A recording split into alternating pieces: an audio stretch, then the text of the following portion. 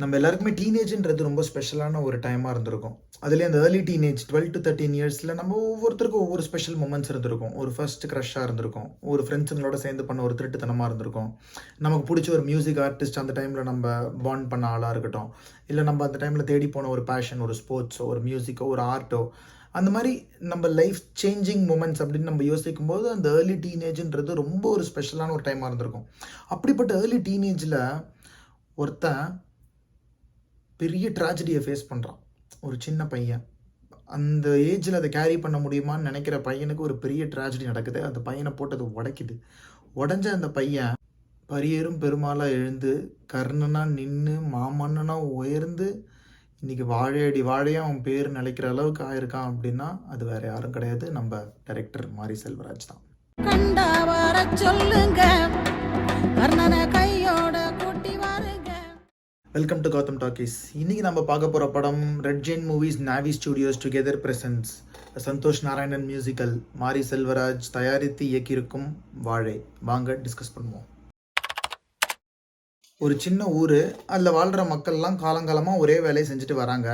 அந்த வேலைக்கான கூலி ரொம்ப கம்மியாக தான் கொடுக்குறாங்க அந்த முதலாளிங்க. அந்த கூலி அவங்க அதிகமாக கேட்க போயிட்டு அங்கே அவங்களுக்கு நடக்கிற ஒரு அநீதி ஒரு சின்ன பையனோட குடும்பத்தையும் அவனையும் எப்படி பாதிக்குது அப்படின்றது தான் இந்த Vaazhai. Story and screenplay wise அவ்வளோ ஒரு அழகான ஒரு மேக்கிங், ஒரு ரூரல் வில்லேஜ் ட்ராமா பார்த்த ஒரு ஃபுல்ஃபில்மெண்ட் நமக்கு கிடைக்குது. ஸோ இதுக்கு என்னுடைய மார்க்ஸ் அப்படின்னு நம்ம பார்த்தோம் அப்படின்னா 8 out of 10. இந்த மாதிரி ஒரு இம்பாக்ட்ஃபுல் சப்ஜெக்டை ப்ரெசென்ட் பண்ணுறப்போ அதில் நடிக்கிற ஆர்டிஸ்ட்டும் பெர்ஃபார்மன்ஸும் ரொம்ப லைவ்லியாக ரியலிஸ்டிக்காக நேச்சுரலாக இருக்கணுன்றது முக்கியம். நடிச்சிருந்த 2 சின்ன பசங்களாக இருக்கட்டும், கலையரசன் கேரக்டர், நிக்கிலா விமல், திவ்யா துரைசாமி, அந்த கர்ணனில் நடிச்சிருந்த அந்த அம்மா கேரக்டர், இவங்க எல்லாருமே வந்து அபவ் அண்ட் பியாண்ட் தான் பெர்ஃபார்ம் பண்ணியிருந்தாங்க. கலையரசனுக்கு இந்த படம் மெட்ராஸ்க்கு அப்புறம் ரொம்ப இம்பாக்ட்ஃபுல்லான ஒரு படம்னா இந்த படம்னு சொல்லலாம். நம்ம இந்த மாதிரி நிறைய படம் பண்ணாருன்னா பார்க்கறதுக்கு நல்லாயிருக்கும். ஸோ ஓவராலாக இப்படிப்பட்ட ஒரு பெர்ஃபார்மன்ஸ் ஓரியன்ட் கேஸ்டிங்க்கு என்னோட மார்க்ஸ் 9.5 out of 10. இதில் நடித்த ஆர்டிஸ்ட்லாம் நம்ம வேறு படத்தில் பார்த்துருப்போம், இல்லை வேறு ஷோஸில் பார்த்துருப்போம். ஆனால் அங்கெல்லாம் பார்க்கும்போது ஏற்படுற ஒரு ஹேட்ரட் இந்த படத்தில் வரல அப்படின்னா அது காரணம் அந்த perfect and seamless direction from மாரி செல்வராஜ் தான். அது மட்டும் இல்லாமல் இந்த ஹோல் ஹெவி சப்ஜெக்டை ஒரு சின்ன பையன் ஒரு எமோட் பண்ணுறதெல்லாம் கம்மியாக இருக்கும், அவனோட எமோஷனல் மெச்சூரிட்டி கம்மியாக இருக்குன்றப்போ அவனை வச்சு இதை ஹேண்டில் பண்ணி அதை எக்ஸிக்யூட் பண்ணி அதை பர்ஃபெக்டாக கொண்டு வந்த மாரி செல்வராஜுக்கு நான் என்ன மார்க்ஸ் கொடுத்தாலும் பத்தாதுங்க. என்னோட மார்க்ஸ் 10 out of 10. இன்னைக்கு வாழை இந்த அளவுக்கு பேசப்படுதுன்னா அதுக்கு மாரி செல்வராஜ் டைரக்ஷன் எவ்வளோ முக்கியமோ அதே அளவுக்கு ஈக்குவல் சந்தோஷ் நாராயணோட மியூசிக் அண்ட் பிஜிஎம். சாங்ஸ் இண்டிவிஜுவலாக எதுவும் பெருசாக ஹிட் இல்லைனா கூட படத்தில் பார்க்கும்போது அவ்வளோ ரசிக்கும்படி இருக்குது. பிஜிஎம் மியூசிக்லாம் அந்த பெர்ஃபார்மன்ஸை எலிவேட் பண்ணுற மாதிரி அவ்வளோ அழகாக, அவ்வளோ சட்டிலாக, அவ்வளோ என்ஹான்ஸ்டாக கொடுத்துருக்காரு. மாரி செல்வராஜ் படத்தில் நிறைய இடத்துல நமக்கு ஒரு சைலன்ஸ் வரும். அந்த சைலன்ஸை பிரேக் பண்ணும்போது ஒரு மியூசிக் தேவைப்படும். அந்த இடத்துல சனாவோட பிரில்லியன்ஸ் அண்ட் சுப்ரிமசியை அவர் கண்டினியூ பண்ணுறாரு அப்படின்னு தான் சொல்லணும். ஓவராலாக இந்த மியூசிக்கு என்னோட மார்க்ஸ் 9 out of 10. இப்படி ஒரு பெர்ஃபார்மன்ஸ் ஓரியன்ட் இம்பாக்ட்ஃபுல் ஃபிலிம் இன்னைக்கு கமர்ஷியல் சக்ஸஸ் ஆயிருக்குன்னா அதுக்கு இந்த படத்துக்கு சினிமோட்டோகிராஃபி ஒரு முக்கியமான ஆஸ்பெக்ட். தேனி ஈஸ்வர் ஓட brilliance in handling the balance பார்க்குற ஆடியன்ஸுக்கு வந்து சப்ஜெக்டே ரொம்ப ஹெவியான சப்ஜெக்ட், ரொம்ப இம்பாக்ட்ஃபுல்லாக இருக்கும் மைண்ட் லெவலில்.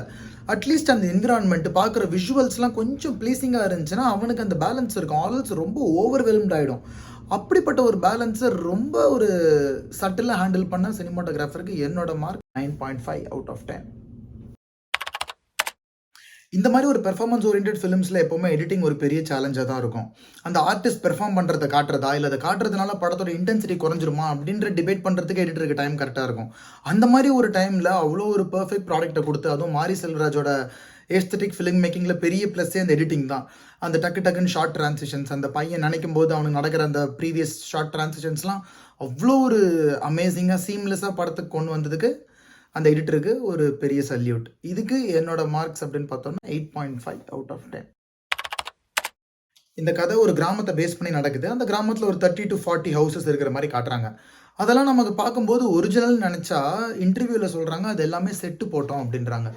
அந்த செட்டெல்லாம் இவ்வளோ லைவ்லியாக நம்மளை கனெக்ட் பண்ண வைக்குது அப்படின்னா அதோட குவாலிட்டியும் அந்த ஆர்ட் டைரக்டரோட knowledge of that community and the subject அப்படின்னு தான் நம்ம சொல்லணும்.